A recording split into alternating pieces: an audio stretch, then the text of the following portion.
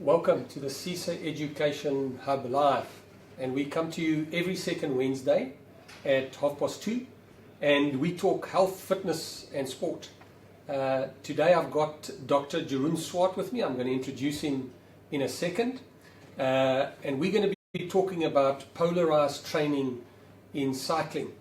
And as we always do with these live podcasts, if you've tuned in live, there's an opportunity for you to ask questions. And I'm going to start off with some questions, but there will be an opportunity for you to ask. So in the comment section, please start putting your questions there. And then if I haven't covered them, I'll get to them. But welcome, Durandt. Thank you for having me on. And Durandt, obviously we work together and have known each other for a long time. And I know that you carry a number of hats. So you have a master's in sports medicine, but you've also done a PhD in exercise science. So as an introduction, tell us, what do you do here at the Sports Science Institute? So my day-to-day activities are involved in teaching and research in sports medicine, exercise science, in particularly high-performance cycling, cycling biomechanics, the nature of fatigue and endurance physiology. And then I co-head the cycling physiology laboratory, where we do testing of athletes, high-performance testing, and cycling biomechanics, so high-level bike fits, and also low-level, all the way through. And then also sports medicine practice as a clinician down in our sports medicine practice. So can anybody come and see our doctors here for sports medicine or for exercise testing? There's a misnomer that the Sports Science Institute is just for high-level athletes, but it caters to everybody who's involved in exercise, whether from the young to the old, from the recreational competitor, all the way through to the high-performance elite athlete. We cater for anybody who has any exercise-related injuries or wants exercise-related services, such as our high-performance testing, training, coaching advice. We cover the full spectrum. Thanks. Now we get to our topic for today. I've heard a lot about polarized training, not only in cycling but also in running, and that's our topic for today. Durandt, what is polarized training? So we have a lot of success with the athletes that we coach, and I think a good deal of that is as a result of the models that we use, and which are very science-based. And one of those is polarized training. And there we're talking about training intensities. In the past, cyclists used to do a lot of training which was very volume overloaded. So they used to go out and train incredibly long hours. And professionals in the 80s and 90s would sometimes train well in excess of 40 hours a week, which is a massive amount of training. And a lot of the intensity training that they did when they used to do any intensity would be what we call threshold training, which is just below the intensity where you would no longer be able to hold a conversation. So in other words, it's intense, but it's not incredibly intense. Yeah. And they thought that would be, because if you look at the racing, the majority of the time when you're, for instance, racing at the front of a race and the important moves are happening, that's the sort of intensity that you're racing at. So they thought, well, if you're racing at that intensity, you must train at that intensity. And the reality is that when you train, you actually can benefit to a greater degree by training in a polarized fashion, which is where instead of training at that somewhat hard intensity, we polarize it very hard, very easy. And there we're talking about 20% of the time doing very high intensity interval training, and the other 80% of time doing very easy training where you can easily hold a conversation. And a lot of athletes have trouble with that. They think it's too easy. How could I possibly be training? So but in actual fact, they benefit. What's the scientific evidence? So you come to me and, a lot of cyclists are very gung-ho. And when I say to that guy, look, you do 20% high intensity and 80% is at lower intensity or low intensity, or tempo, is that what they call it? Tempo is the intermediate pace. That's the one we don't want to do. So we don't want to do it. It's very low intensity recovery pace. So now, how do I convince somebody that they should be doing polarized training as opposed to tempo training? Yeah. The evidence is substantial.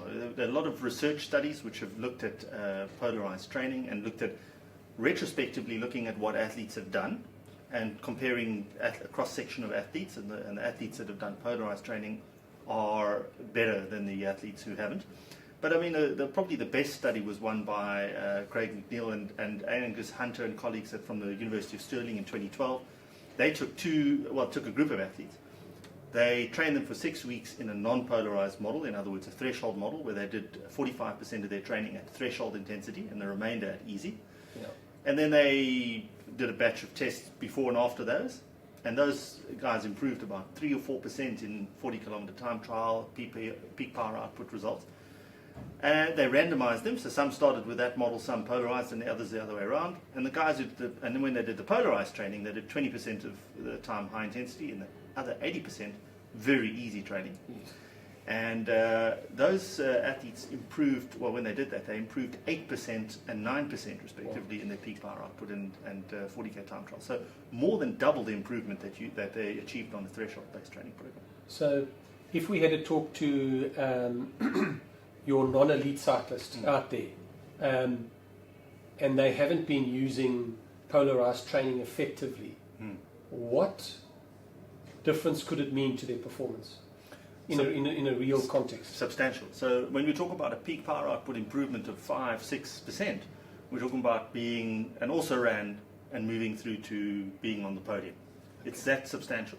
And we see that with our elite and professional riders as well. Yeah. They come and see us, we evaluate their prior training, and we see that there's definitely a suboptimal approach.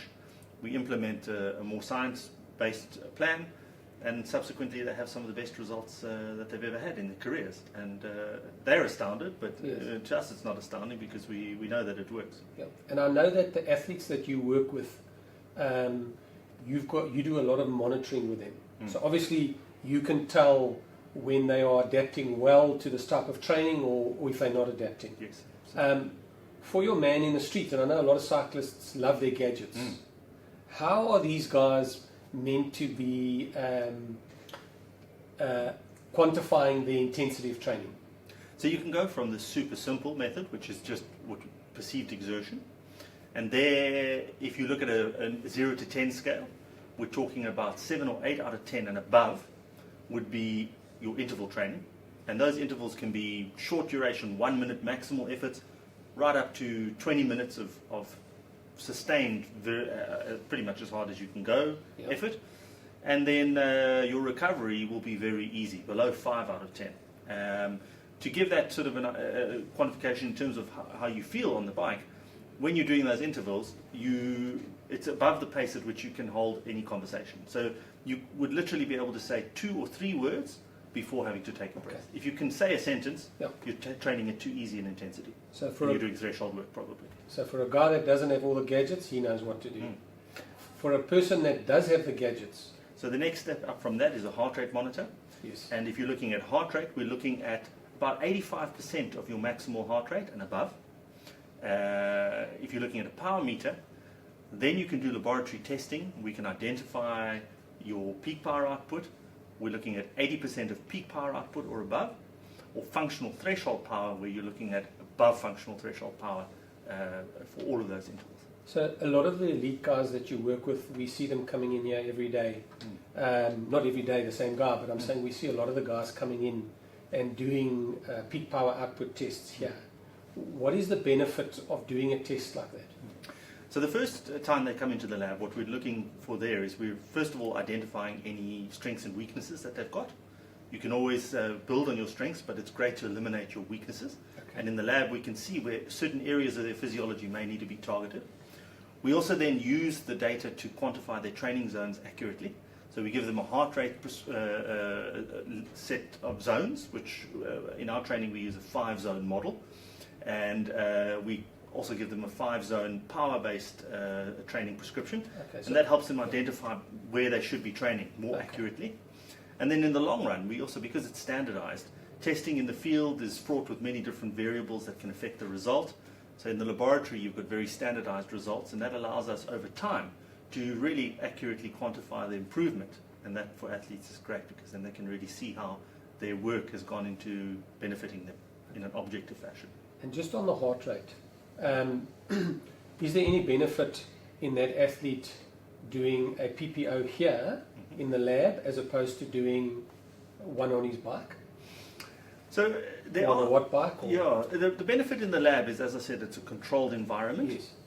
We know, so in terms of the protocols that we use, we can compare and stratify them to other athletes. Yes. So we can actually give them a very clear indication of where they lie relative to other athletes. Yep. And we also measure a bunch of sub-maximal variables as well. So it's not just that's your peak power output. Yes. We're looking at fat oxidation, crossover point, the lactate turn point, and various other factors as well. And we can then identify all of those and quantify where they lie and how those relate to their training intensity, and how they've improved in those other factors as well. So you guys are doing, you've got your specific lab tests that you do, and that athlete comes in once a month or whatever you want him to come in. But you've also got athletes, for example, that can't come in, that are not in this province, and you've got monitoring that you do with them. What type of monitoring do you do? So we download all of their data from every training session, Yeah. and we use various software packages to analyze those, Golden Cheetah, Training Peaks, etc. And we also do our own analyses where we actually analyze specific sessions and we plot those values on graphs so that we can assess the improvement over time. And so we do a huge number of different analyses, and depending on where they are in their training cycle, it'll vary. And that's the beauty of cycling, is because cyclists have power meters, heart rate monitors, GPS units, we get a lot of data where the coach can actually be at a distance and prescribe and review data and be able to do that from a distance. And that's what we do as our coaching model for cycling. And Jeroen, I know that in the cycling division here at the Sports Science Institute, it's not just you, it's a whole team.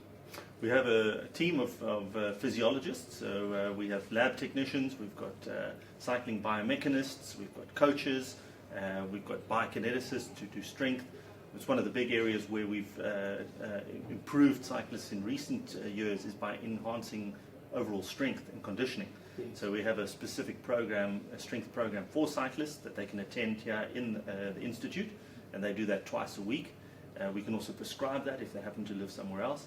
That has real benefits. Yeah. It also has health benefits because we know that cycling is a big risk factor for osteoporosis. So our older cyclists and even our younger cyclists, if they're professionals and they only ride on the road, are at high risk for osteoporosis.